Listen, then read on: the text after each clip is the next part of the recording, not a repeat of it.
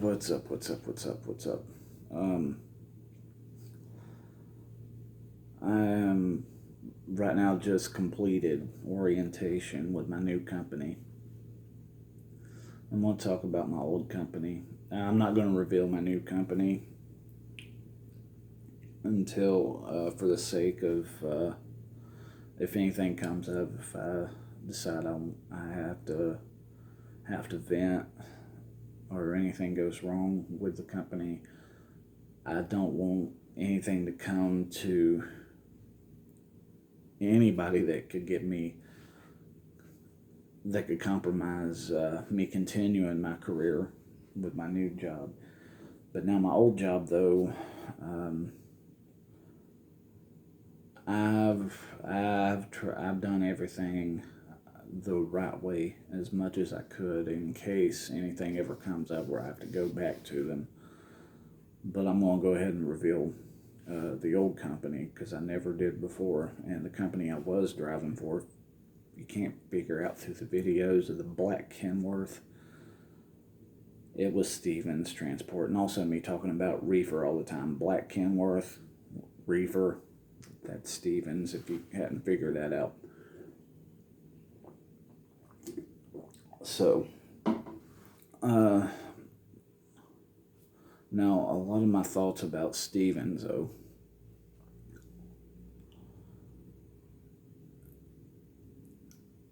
Um, I had a good trainer, and I learned a lot.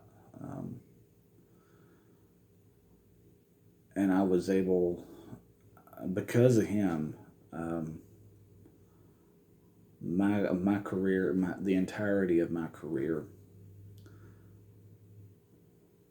is accident free, and a lot of that is my own diligence, my ability, but also I give a lot of credit to my trainer, Zach, who he was a contractor who was employed by a contractor running a fleet, pretty much. But I learned a lot from him, and how my career went, and the rest of my career is going to go, is I give a lot of credit to him with what he's taught me. I've learned a lot. By week 3, I wanted to punch him in the face because that is a closed, cramped space to share with somebody. And it gets frustrating. So, but I am grateful for what I learned from him. And then also some things that I like about Stevens.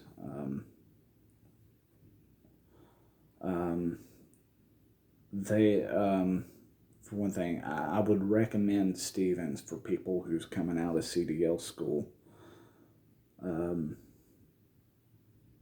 I can't. It's hard for me to recommend Stevens for someone who has already had a CDL career, but I do recommend it for new people. But for continuing a CDL career, it's hard to, because I'm not. But they the training on their yard after, when you go through orientation, they they use barrels, other trailers, and some of those plastic dividers to try to replicate different scenarios, based off of actual places that you're going to be backing into. There's one Tyson plant with a light pole right in front of the dock. They have that replicated, but The only thing I don't like about the training on the yard with those scenarios is the practicing that you're getting. You're receiving directions the entire time. It's not really. It's not really. Not really this. What would you do? Or let me watch you and see what you're doing in your judgment calls. They're giving you instructions throughout the process. That's the only thing I don't like about it. But um,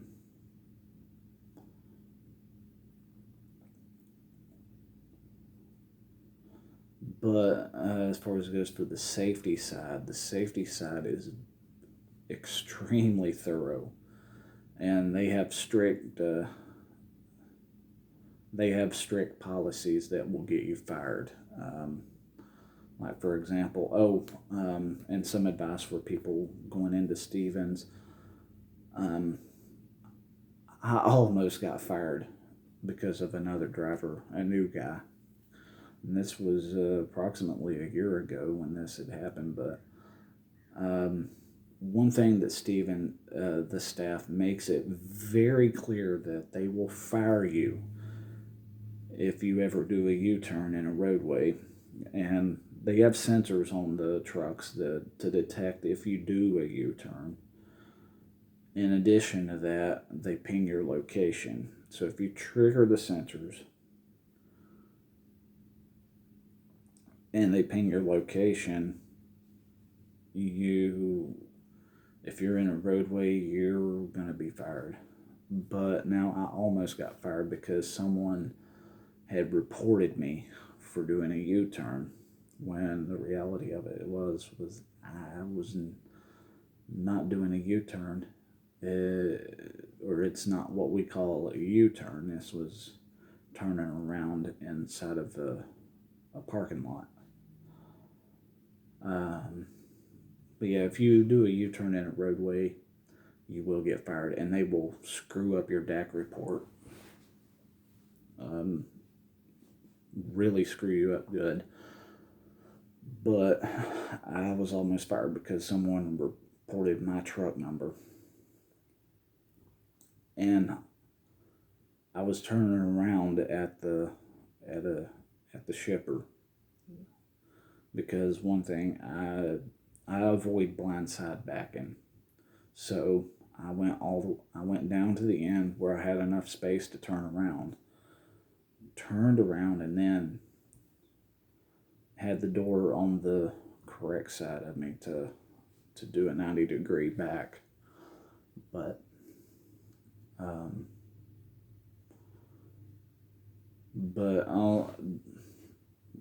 but they did correct him on that, though, is that was not a U-turn. It's a U-turn. They call it a U-turn if it's in a roadway. And plus, there are sensors to trigger when you do a U-turn, because the truck will auto neutral on you and say urge to move aborted. And when those sensors get triggered, then they're going to ping your location. Actually, I think here recently, just in time for me to quit, they installed cameras on the windshields where they can see what you're doing from the office. So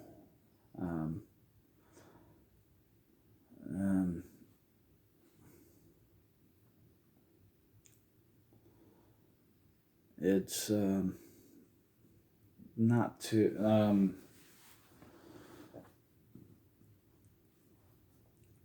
not too bad if you have good practices, but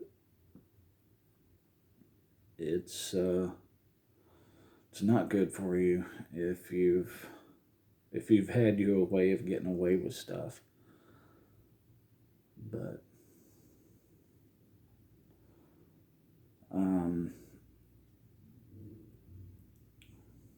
But there is a lot that I like about the company for new people. I don't really have anything about the company for anyone who is continuing a career. Now, I would say maybe if you would like to be a trainer, because Stevens is a training company, and honestly, I think it's better for trainers to have more experience, but and a training company could use some people who have been driving for a while. Um, but some advice though for people with Stevens, some stuff that I've dealt with.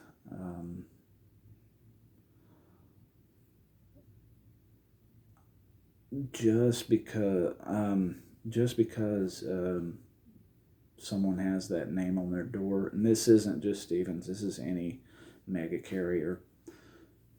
Just because someone drives for your company doesn't mean that they know you and would be okay with you climbing up on their step to hold a conversation.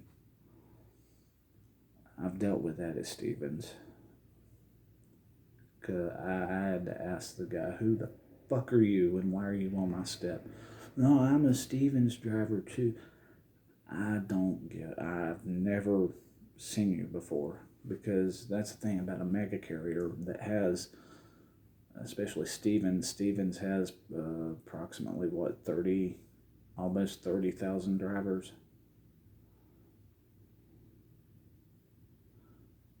And I don't know a lot of people that drive for Stevens. But now I would say, yeah, if you see someone at their truck or whatever, outside of their truck, it might be appropriate to walk up to them and ask them some questions or whatever. That's fine, but to climb up on their step and hold them up from doing what they need to do, no. Um,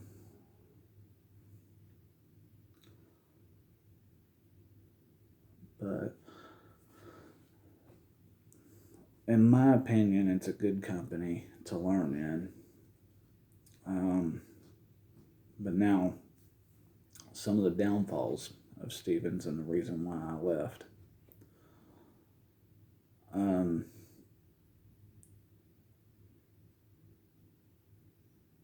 the company that I'm moving to is a smaller company, but but I mean it's still considered a mega carrier because you see these trucks everywhere too. But my new company a, has multiple terminals throughout 48 states, while Stevens has just their main yard in Dallas and only one terminal in Laredo, and that is it. Now, there are drop yards that they utilize that's shared with other companies. Um,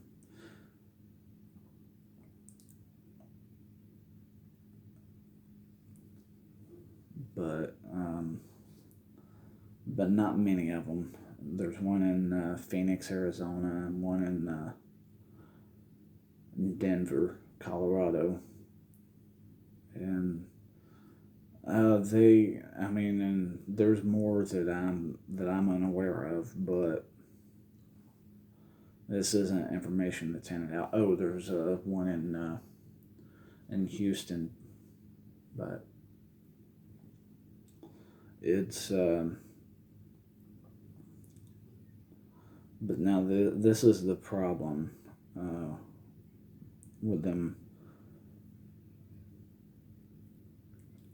The yards and the terminals, like the company I moved to, it's a 45-minute drive from where I live at. Um, if you're not used to driving, yeah, it's a hell of a drive.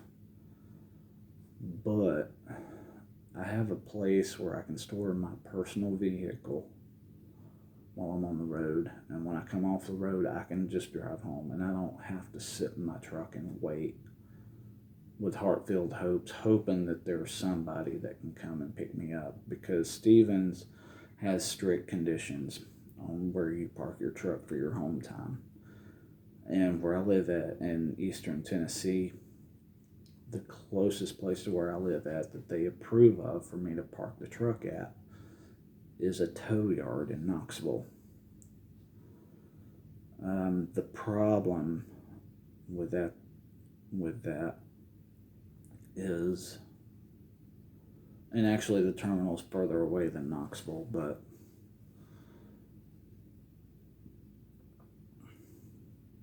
the problem with using the tow yard is I can't store my personal car there to drive home when I'm ready to come home.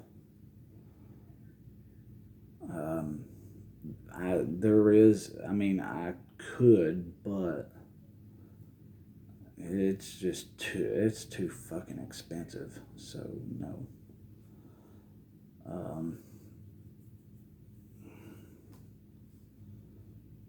I really hated that. And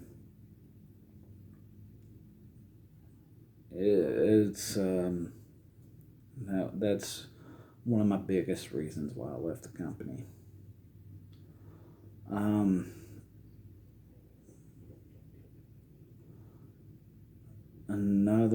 Another reason why I left the company is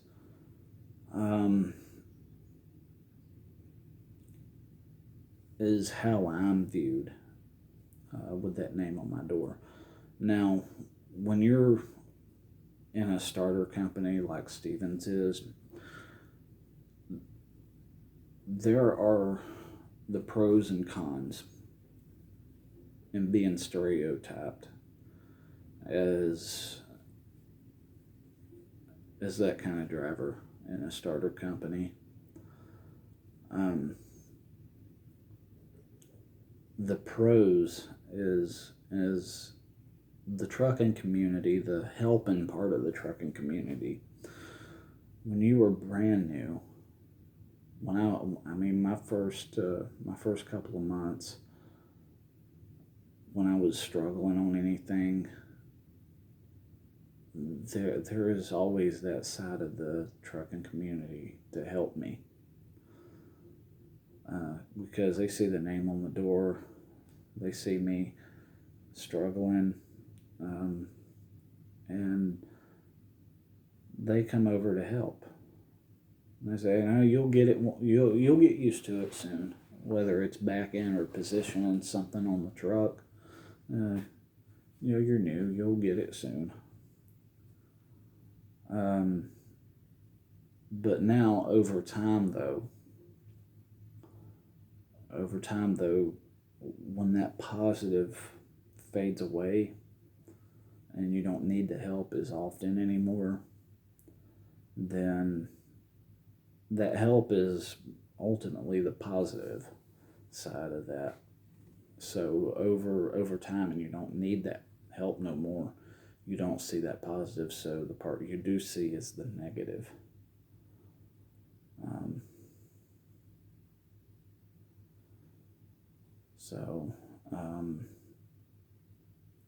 It's a good company to start with, and I'm grateful for everything that the company's done for me and the staff. And then also some other things about the company though, and this is stuff that you can take as is. It's not good or bad, or both good and bad. Some other things about Stevens is that there is so much sensors that your ELD is connected to, or the tablet in the truck is connected to. And there are so many things that makes it so easy to trigger what they call a critical event, and the people in the staff back at the office sees those critical events. And the things that triggers critical events is primarily, for most drivers, it's the following distance.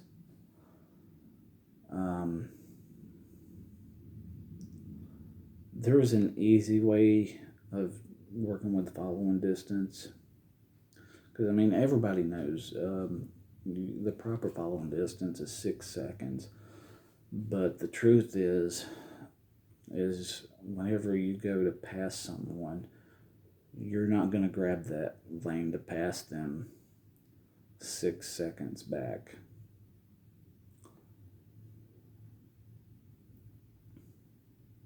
You're just not. And then as you're ready to grab that lane, you have to back out of it a dramatic amount before you overtake them if there's someone else passing the both of you. So you have to back out of it a dramatic amount. And then also a lot of your busy areas, metro areas, like and this is why I say there's an easy way of dealing with it, but also there's a challenge in it. Like for example, when you're in areas like Atlanta, LA, Dallas, the easy way to keep following distance events triggered from being triggered is by just backing out of it and traveling 5 to 10 under the posted speed limit. And with that, everyone's going to go past you and go on while you're still going, what is it, 60 and a 70.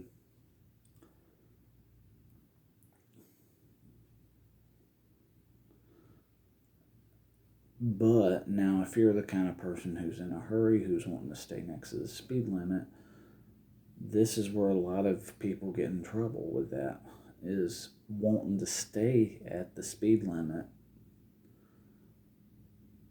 or at their desired pace in busy areas. When you're in a vehicle that has all those sensors on it, you're going to trigger the following distance events if you're wanting to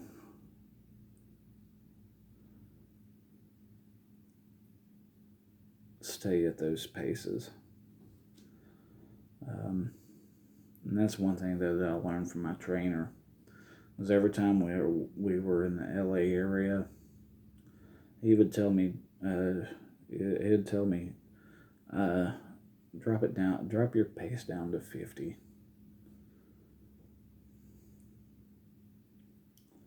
But I mean, it kept critical events from being triggered. So, and then also hard braking events. Depending on what trainer you get, because I've heard that some trainers will tell you to, if the light changes on you all of a sudden, blow through it. I'm going to go ahead and tell you, and this is what my trainer told me. Blowing through the red light when it changes on you is the wrong answer.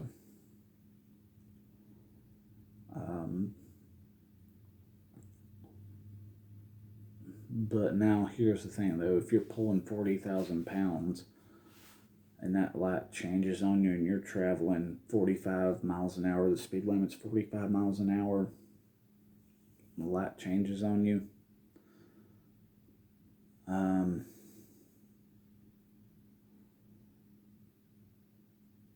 that's about it. Your only option, if you're traveling at 45 miles an hour and it all of a sudden surprises you, your options is either blow through the red light or slam on your brakes and trigger that hard braking event. But the right answer is as you're approaching that intersection, don't let a red light surprise you. Expect that light to change, and you will not have to blow through it or have a hard braking event. Prepare for it. Reduce your speed as you approach it, and then once you hit the point of no return, then floor it. You're not going to cause an accident. You're not going to have to blow through a red light, and you're not going to have to lock your brakes up.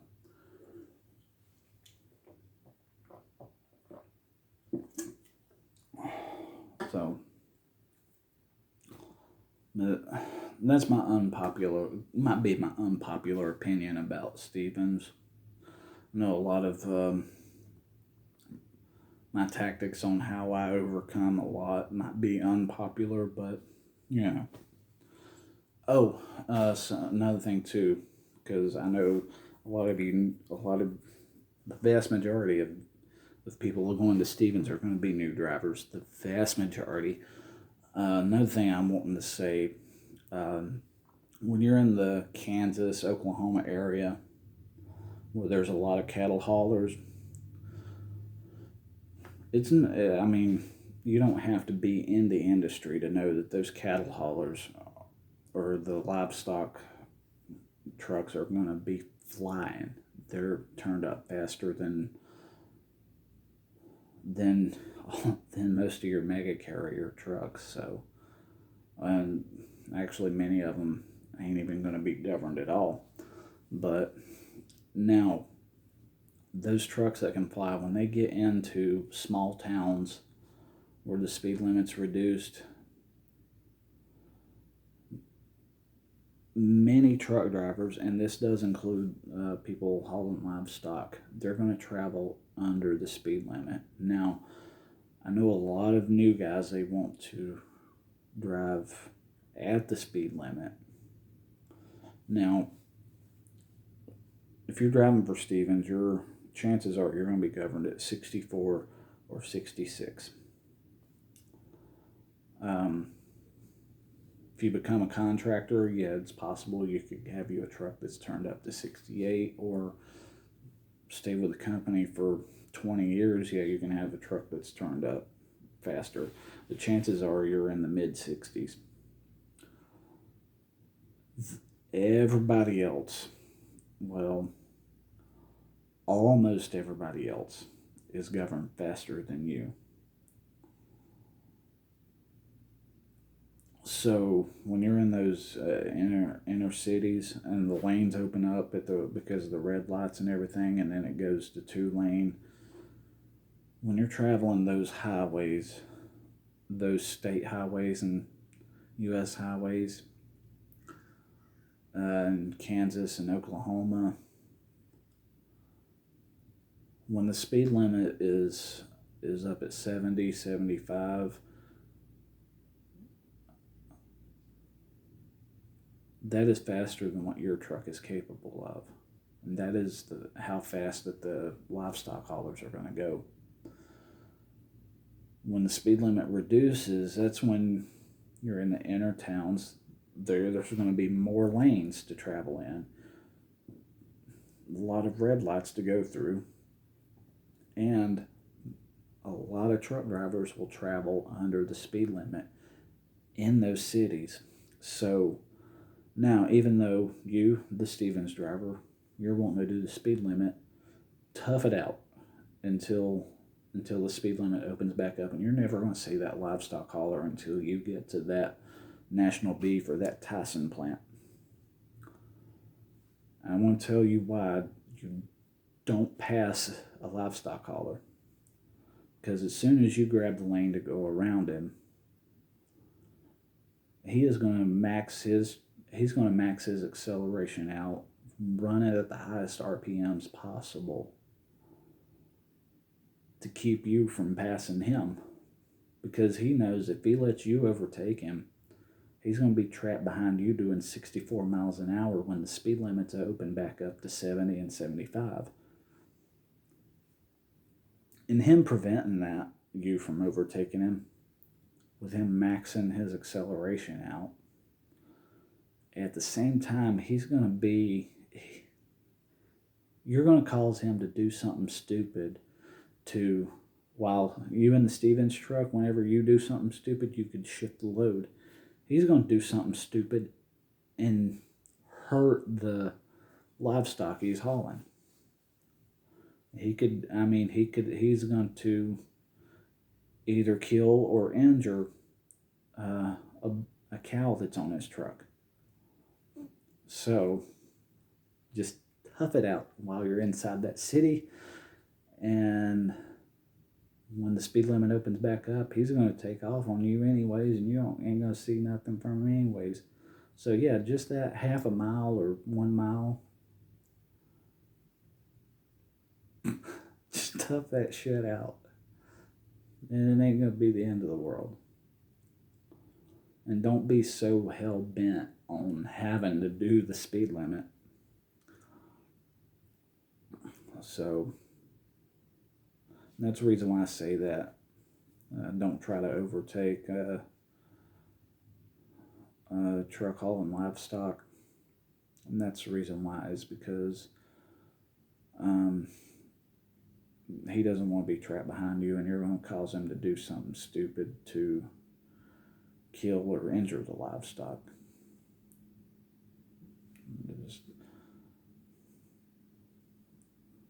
That's just it on that.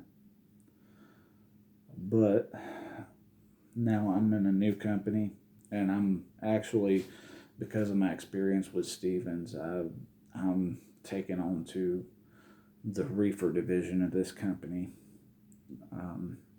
which, I mean, they gave me a heads up. Stevens is exclusively reefer, but the company that I'm with, they do dry van, reefer, and flatbed. But even I've already know. No one had to tell me this, but I already kind of have the idea that if, even though I'm part of the reefer division, there are going to be certain times where some loads I'm going to haul are going to be dry van. It's going to happen sometimes, and it's inevitable.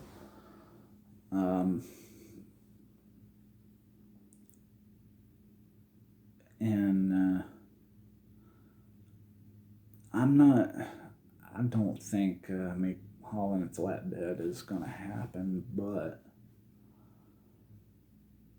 I'm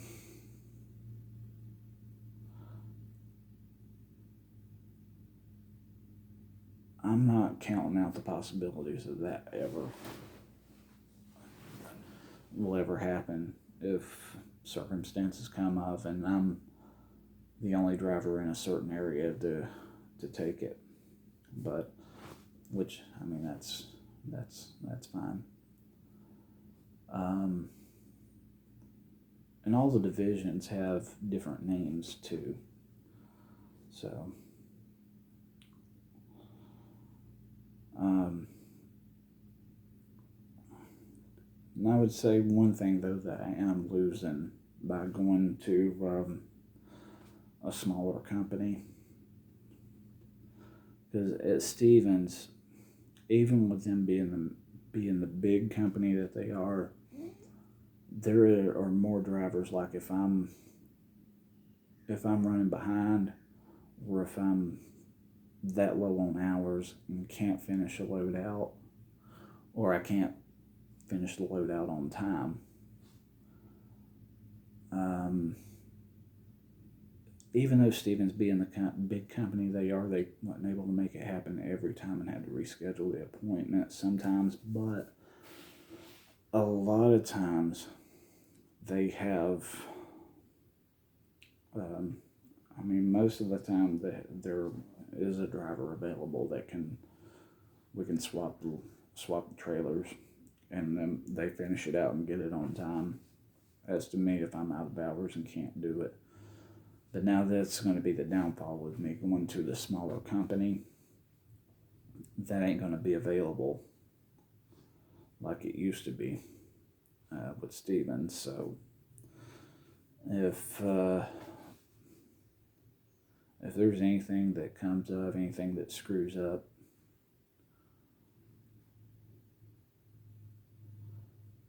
a lot of it is I'm gonna have to just, do what I can to make it, but it ain't gonna happen every time. But do what I can, and I might have to reschedule it if it ever comes up. But the good thing about this company though is that they work their loads out. So there's not going to be late dispatches as often as Stevens does, because Stevens has so much contracts with different companies that there's a lot of late dispatches, and when those loads get picked up, it's a high chance it's not going to make it on time. As to the new company that I'm going to, they plan everything out better, and they're not in over their heads. And plus, one thing too with the company that I'm going to, and the reason why I chose the company that I did is I've researched about the company after talking to multiple truck drivers. The only other truck drivers that object are owner operators. Say, no, you should buy your own truck and go into your own business. But for people, for company drivers though, they have good things to say about this company. But I chose this company because of the research that I've done. After people have been telling me it's good, drivers from this company have been telling me how good it was. Which, at first I was thinking it was the truck stop recruiter type of thing, but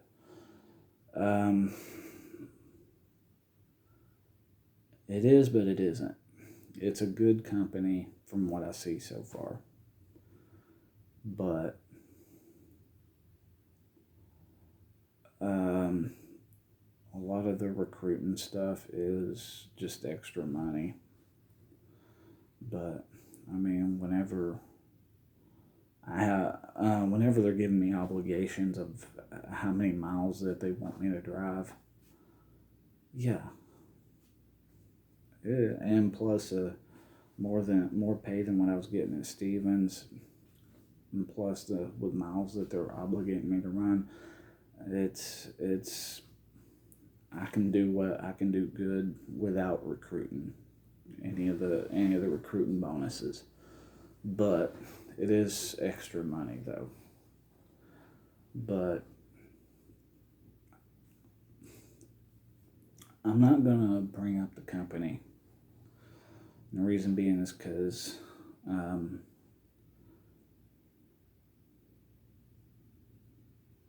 if there is ever one day where I have to vent, where I'm frustrated and hate the company that day, I don't want anything to come of where anything to come back onto me that would screw up my job. But I'm gonna learn more as this goes on, and also in addition to learning more, also learn more on how this company operates. But until next time, be safe out there and don't drink the fish tank cleaner. Thanks.